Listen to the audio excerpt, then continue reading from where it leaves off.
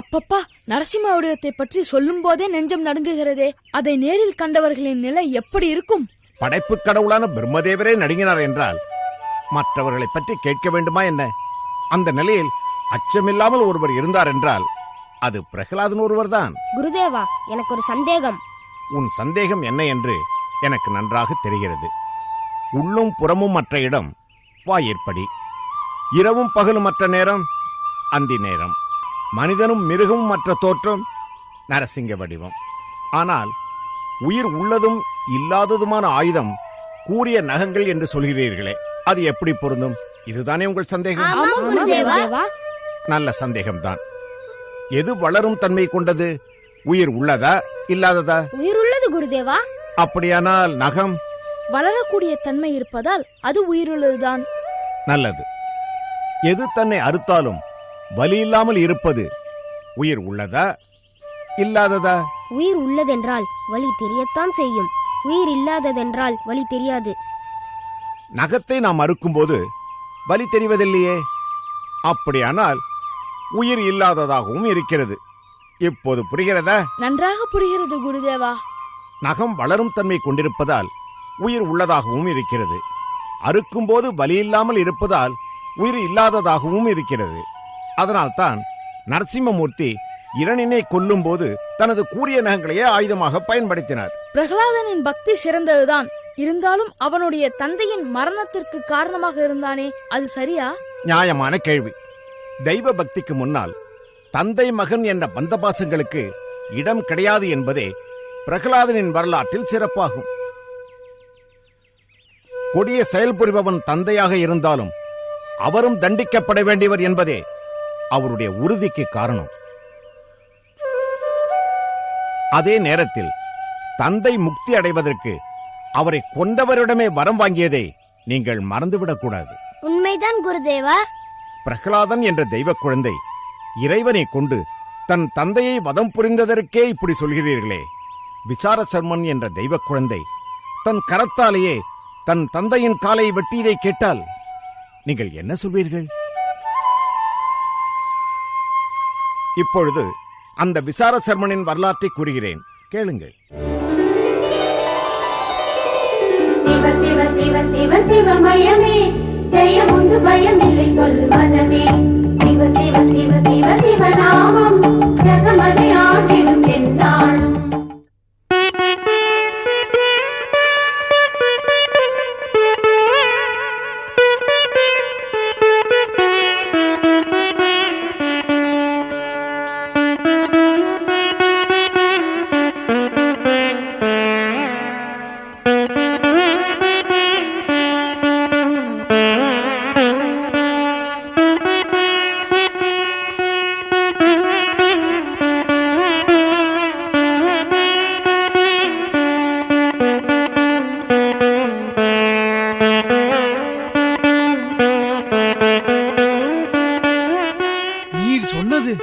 எவ்வளவு உண்மைங்கிறத என் கண்ணால பாக்குறேன்.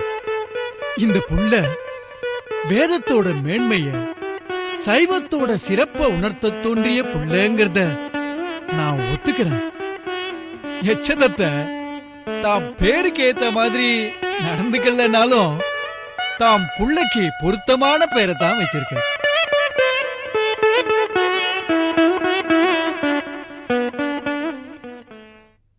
வாங்க மாமா, நடராஜ பெருமான தரிசனம் பண்ணிக்கோங்க. நடராஜ பெருமான நாங்க தரிசனம் பண்றதை விட நீ தரிசனம் பண்ற அழக பாக்கிறதுக்காகத்தான் நாங்க வந்திருக்கோம். நடராஜ பெருமானிடத்துல விசார சர்மனுக்கு ஏன் இவ்வளவு ஈடுபாடுன்னு என்னிட்ட கேட்டார். அத அந்த பிள்ளைகிட்டயே கேட்டுக்கோன்னு அழைச்சின்னு வந்திருக்கேன். மாமா, நீங்களே அந்த பிள்ளைன்னு சொல்லிட்டேள். அப்படி இருக்கும்போது நான் சொல்றது அவ்வளவு பொருத்தமா இருக்குமா? நீ குளம் தழைக்க வந்த பிள்ளைப்பா, அதனால நீதான் சொல்ல வேண்டும். அம்பலவாணரோட பெருமை உங்களுக்கு தெரியாததா? தாண்டவமூர்த்தியின் திருவடிகள் பிறவி பெருங்கடலை தாண்டச் செய்யும் தெப்பமாகும்.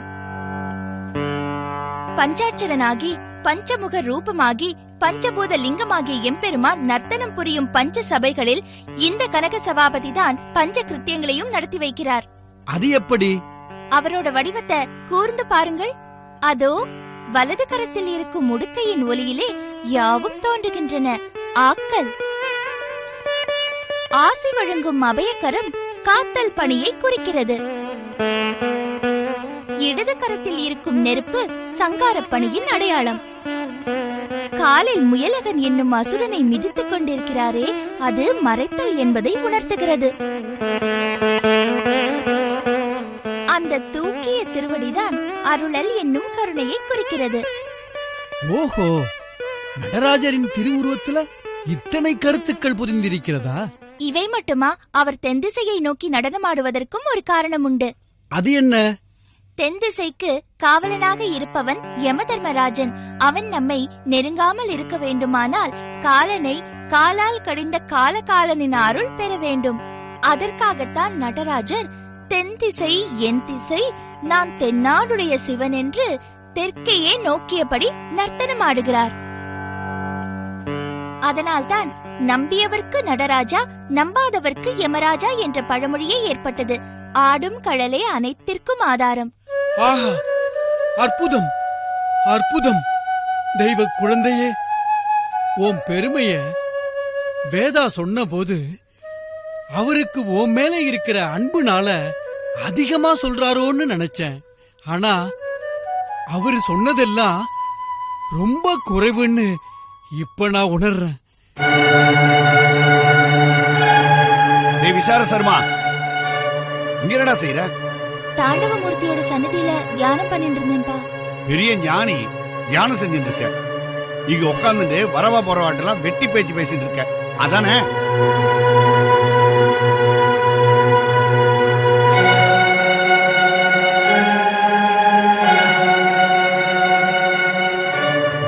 எச்சதத்தனே, விசார சர்ம நடராஜோடைய பெருமைகளைத்தான் சொல்லிட்டு இருந்தான். பாருங்க, உங்களை போல பெரியவா கிட்ட இப்படி அதிக பிரசக்தனமா பேசலாமா? நீங்களா இருக்கவே பொறுத்துட்டு இருக்கு, மத்த ஊர் பெரியவா கிட்ட இப்படி பேச முடியுமா? இத்தனைக்கு உபநயனம் கூட பண்ணி வச்சாச்சு.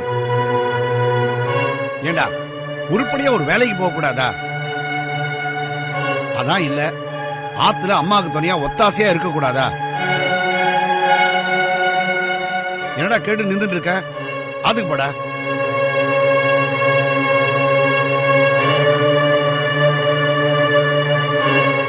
நான் வரேன்.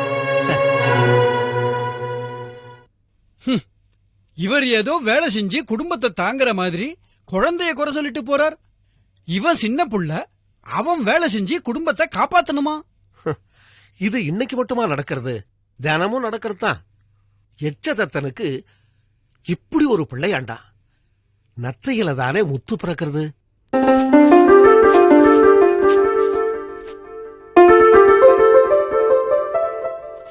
அம்மா, வாப்பா விசார சருமா, எங்க போயிருந்த? வழக்கம் போல நடராஜர் சன்னதிக்கு தான் போயிருந்தேன். வழக்கம் போல உன் தகப்பனார் வந்து உன்னை விரட்டி விட்டுட்டாரா? அப்படிலாம் ஒண்ணு இல்லம்மா, உங்களுக்கு துணையா வேலை செய்ய சொன்னார்மா. என்ன வேலை இருக்குமா? நான் என்னம்மா செய்யணும்?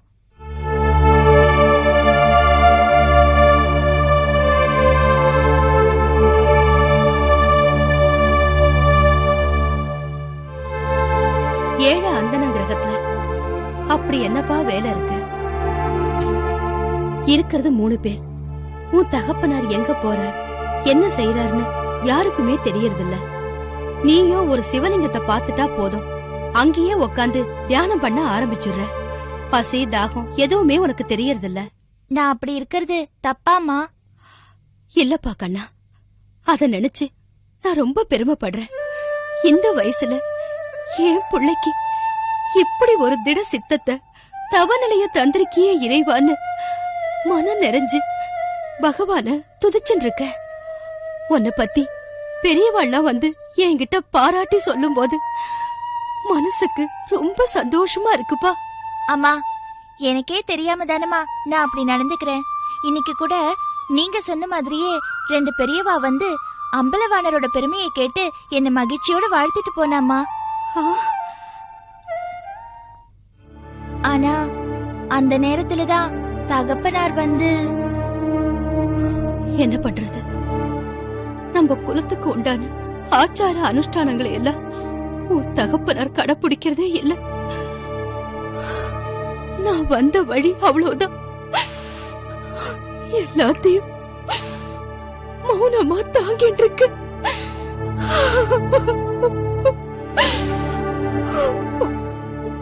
வருத்தப்படாதீங்கம்மா. உரிய காலம் வரும்போது தகப்பனார் நிச்சயம் மாறுவார்மா. அந்த மாற்றம் கூட உன்னாலதான்ப்பா ஏற்படணும்.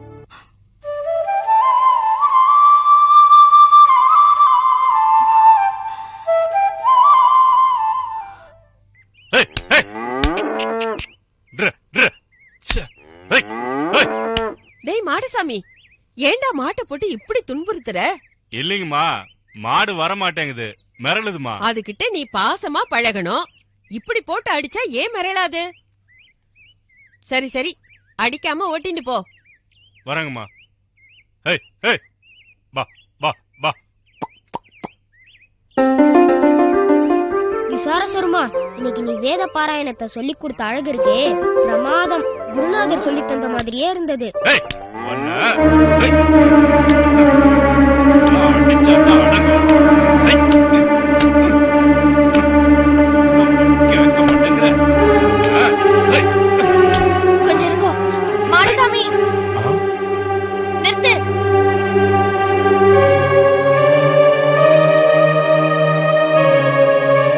ஏன் இந்த பசுவை அடிக்கிற? உன்னை நம்பி அனுப்பின பசுக்களை இப்படிதான் துன்புறுத்துறதா? அது என்ன முட்டை வருதுங்களா? எந்த காரணமும் இல்லாம அதையே முட்டை போடுது. ஒரு பசுவை கண்ணுக்குட்டிகிட்ட இருந்து பிரிச்சா அது சும்மாவா இருக்கும்? ஒரு தாயையும் கன்றையும் பிரிக்கிறது தப்புன்னு உனக்கு தெரியலையா?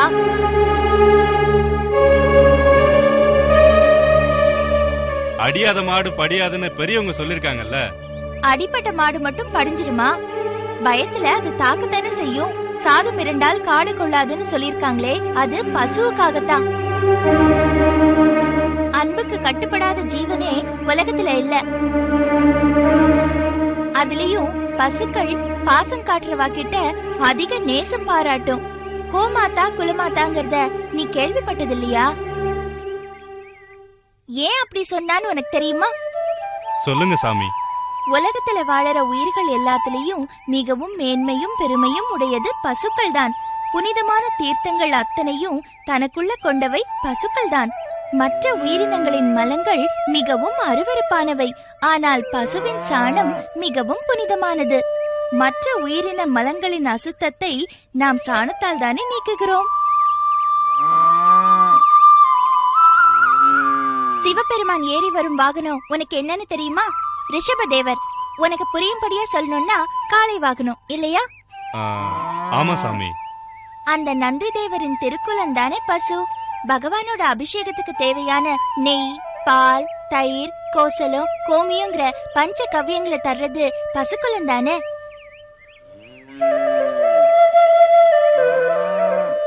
சிவனடியார்கள் தங்கள் திருமேனியில் பூசுகிற திருநீற்றை உருவாக்குவதற்கு மூல காரணமான சாணத்தை தருவது பசுக்கள் தானே. எல்லாத்துக்கும் மேல பசுக்களோட அங்கங்கள்ல சகல தேவர்களும் வாழறதா சாஸ்திரங்கள் சொல்றது. எந்தெந்த தேவர்கள் எங்கெங்க இருக்காங்கன்னு சொல்லப்பட்டிருக்கா? இருக்கு. அவற்றுள் சிலவற்றை சொல்றேன். பசுக்களின் இரு கொம்புகளின் அடியில் நாராயணனும் நான்முகனும் இருக்கிறார்கள். சிரத்தில் சிவபெருமான், நடு நெற்றியில் பார்வதி, நாசி நுனியில் முருகவேல் ஆகியோர் நிலை பெற்றிருக்கிறார்கள். விழிகளில் சந்திரன் சூரியன், செவிகளில் அசுவின் தேவர், கழுத்தில் இந்திரன், கபாலத்தில் யமன், பல்லில் வாயுதேவன், நாவில் வருணதேவன் என வாழ்கின்றனர்.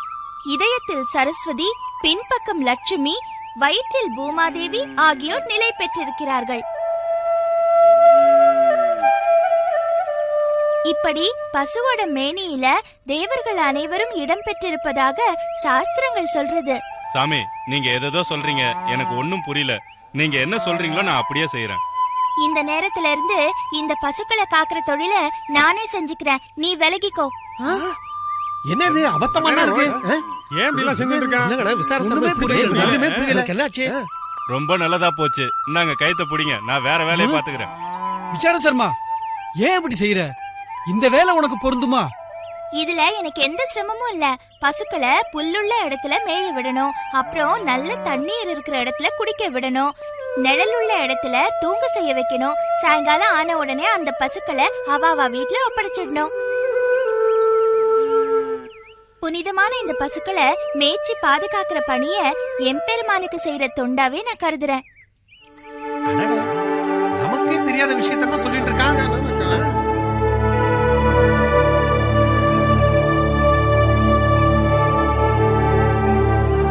விசார சர்மா, உன் வைராகியத்தை பார்த்து ரொம்ப சந்தோஷப்படுறோம்.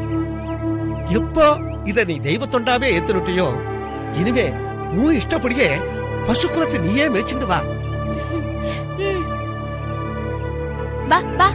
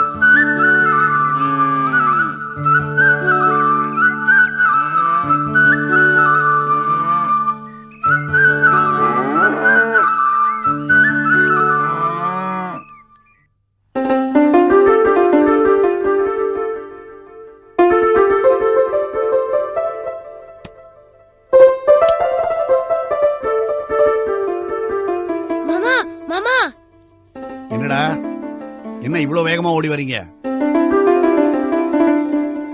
சொல்லுங்கடா, என்ன விஷயம்?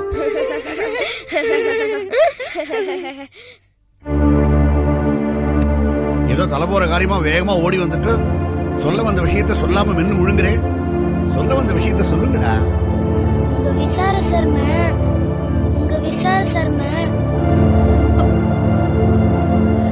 விசார சர்மனுக்கு என்னப்பா? அவனுக்கு என்னாச்சு? அவன் மாடு மேய்க்க போயிட்டான்.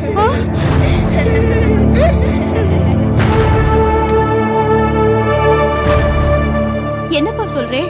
என் புள்ள எதுக்கு மாடு மேய்க்க போனோம்? அதுக்குதான் மாடசாமி இருக்கானே. அந்த வேலையத்தான் மாடசாமி கிட்ட இருந்து இவன் பறிச்சுக்கிட்டானே. ஏன்? மாட ஒரு பசு அடிச்சான். அதை ஏன் அடிக்கிறேன்னு விசார சர்ம கேட்டுட்டு நானே அதை மேய்க்கிறேன்னு மாடசாமி கிட்ட இந்த மாடுகள் எல்லாம் மேய்ச்சல் நிலத்துக்கு ஓட்டிட்டு போயிட்டான்.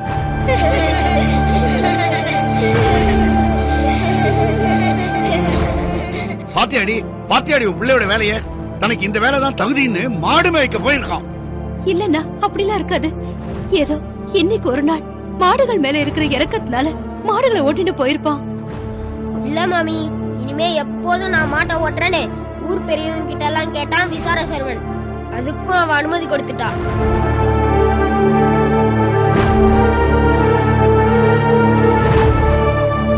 இனிமே உங்க பையன் வேதம் படிக்க குருகுலத்துக்கு வர போறது இல்ல, மாட்டோட காட்டுக்கு போறான். குரடிகளை எடுத்துட்டு வந்த கையே மாட்டை ஓட்டுற கயரையும் குச்சியும் தான் எடுத்துட்டு போறான். ஓம் சொன்ன வாயால இனிமே என்ன சொல்ல போறான்?